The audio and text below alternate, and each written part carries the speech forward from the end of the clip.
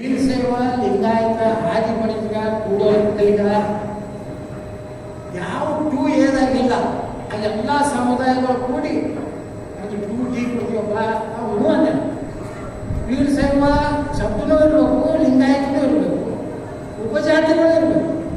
ಯಾಕಂದ್ರೆ ಕೆಲವೊಂದು ಏನಾಗವು ನಾವು ಸಣ್ಣ ನಮ್ಮೆಲ್ಲ ಸೈನಿಕ ಸರ್ಟಿಫಿಕೇಟ್ ಲಿಂಗಾಯತ ಅಂತ ಹಿಂದೂ ಲಿಂಗಾಯತ ಅಂತ ಹಿಂದೂ ಬಿಟ್ಟು ಏನಾರ ಐತೆ ಹಿಂದೂ ಬಿಟ್ಟರೆ ನಾವು ಮಲಾಶ್ಯ ಪಾಕಿಸ್ತಾನ ಆಗ್ತದೆ.